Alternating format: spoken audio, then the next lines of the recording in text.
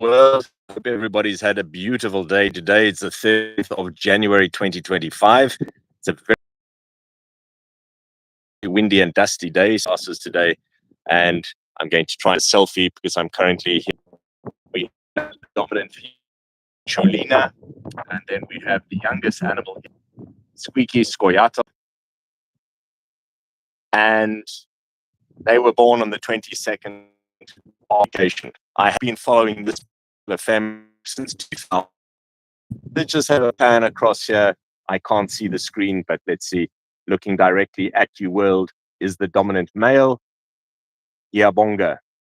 And in fact, right now, he's just gone to the midden, which is the communal family toilet here. In fact, right now, he's just gone to the midden, which is the communal family toilet here. Unlike Meerkat,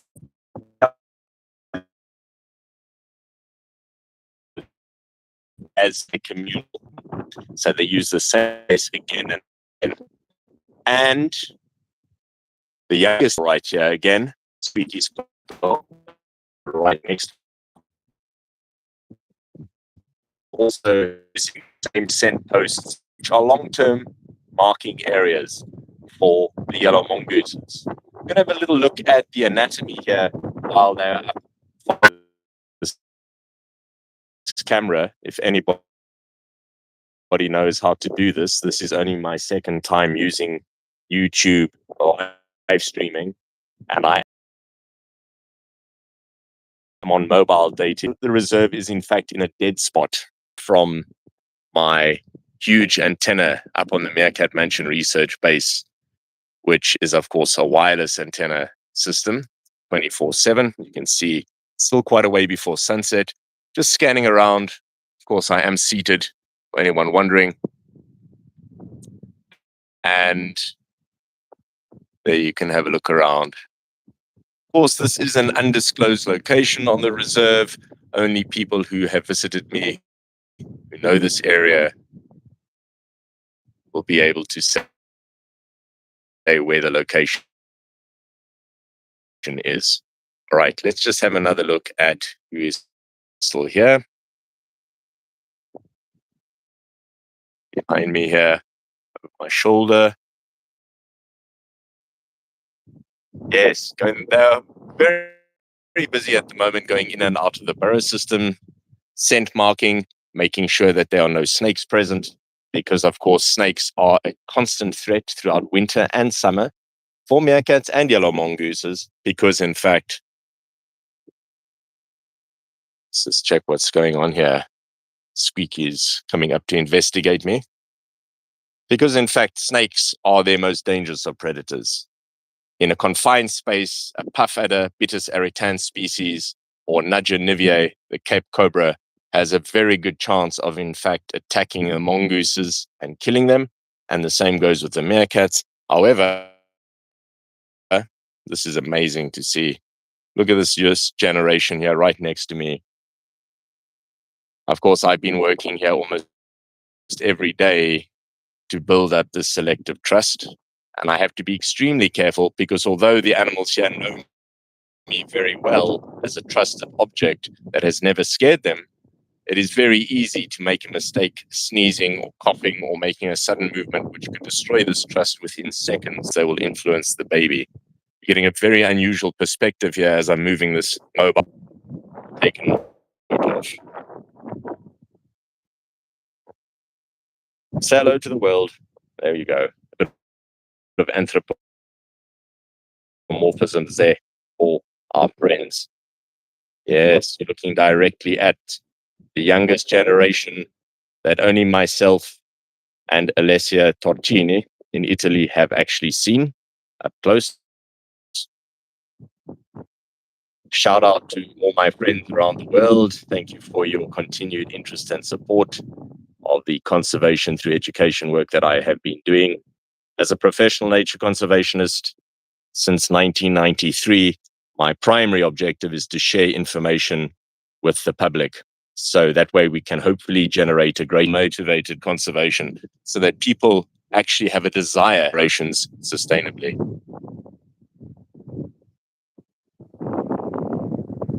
It's a wonderful moment to be out here in the Meerkat Magic Valley Reserve of the Meerkat Magic Conservation Project, experiencing this mongoose magic moment right here.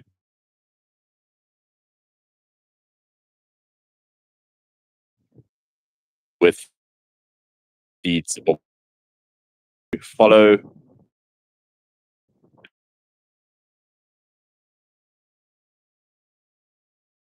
and share the media that helps with my work on TikTok, Instagram, X, and on Facebook. You'll find Meerkat and groups where I share information about reserve life and other activities, anything that may be of interest. Just search for the Meerkatman, specifically author the Meerkatman. There are lots of imposters out there. Just be aware of that. You may be wondering about these are infrequent visitors, the cattle that come, and it doesn't stop wildlife from moving in and out of the area, but it is a deterrent to the cattle who are intolerant of fences in general. So if they see them, they will usually leave them alone. It's a consideration for the wildlife inhabitants of the wildlife hotel. And as you can see here, the dominant female, Ghakhulu Cucciolina, is heading off away from the burrow, and not far behind her, we have Squeaky Scoiattolo. The dominant male is in fact staying here at the moment.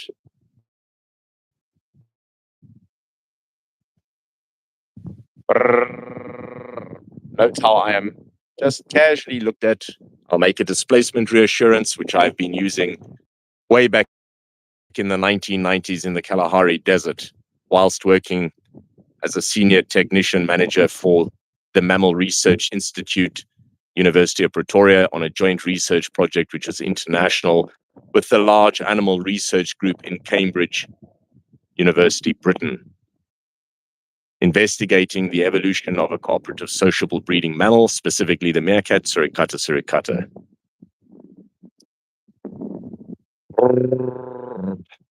I've owned this private reserve since 2008, and I have been following this particular mongoose group and all the subsequent generations ever since 2008. Initially, I could not get closer than 300 to 400 meters away on average. So having a look into the distance, way off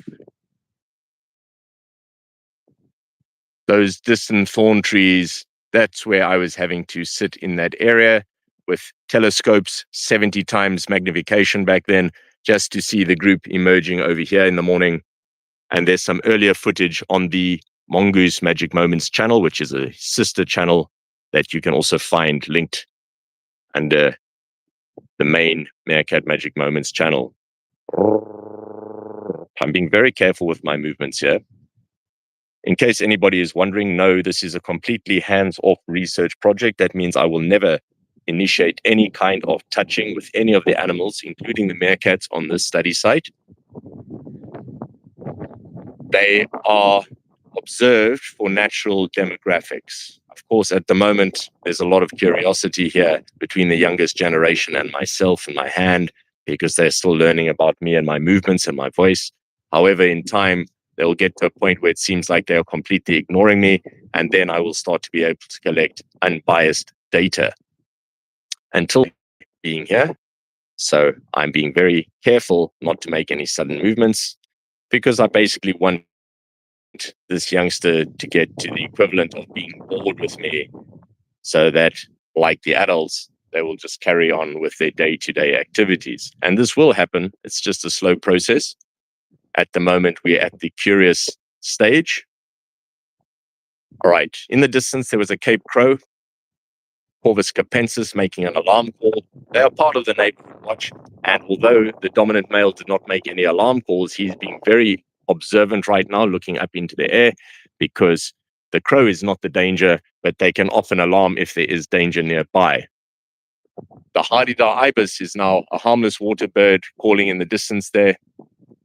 The dominant male is also inspecting now, being much more alert. Note how I am not being observed. He knows by my constant alerting him of where I am by talking that I am not a threat. Of course, the youngest generation here is taking their cues from the dominant male. When being watched a lot more carefully now, I have to be very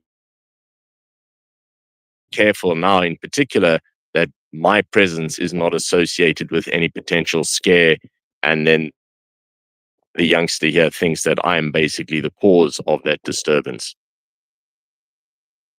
Right, a beautiful sighting of the anatomy here. Let's just see, I'm going to move this a bit closer. You might be able to see my shadow there, because I can't see the screen at all right now. Again, if anybody knows how to flip the camera, I know how to do it on Instagram, but not on YouTube. Not sure if it's possible. Glitches aside, hopefully be one of the few people out of billions along with me. Basically, this that I've often discussed also in my Meerkats book, which you can get around the world. And even at 16, you'll find all the details online. The dominant female, Ghakhulu Cucciolina, has returned, firstly greeting the dominant male who moved, and now she is auto grooming. There you can see that. And briefly, allo grooming the youngster there. Auto grooming is when she's grooming herself. Allo grooming is when she had a non-reciprocal allo groom of the youngest, who got groomed but did not groom back. Again, allo grooming when one grooms another. Auto grooming when one is groomed. Briefly, grooming, again, allo grooming the youngster who did not groom back. All right, let's just see. Everything seems to be recording. Hopefully somebody will see this out there and you can follow this, because I will post it often. Right, a lovely bit of elevated guarding here briefly. Note how when a yellow mongoose stands up, often their legs will stick out from where they are, almost in a comical fashion. If we're looking at it in a non-scientific way, their legs stick outwards, almost like a zombie that you see in the cartoons, whereas meerkats' legs always hang down along their stomachs. So it's a very easy way to differentiate between the silhouette areas in the Kalahari and here.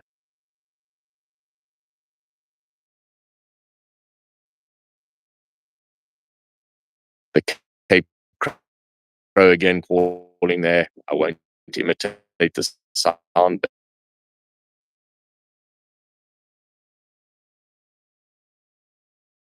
Very, very soft. To give you an idea, I discussed a neighborhood watch.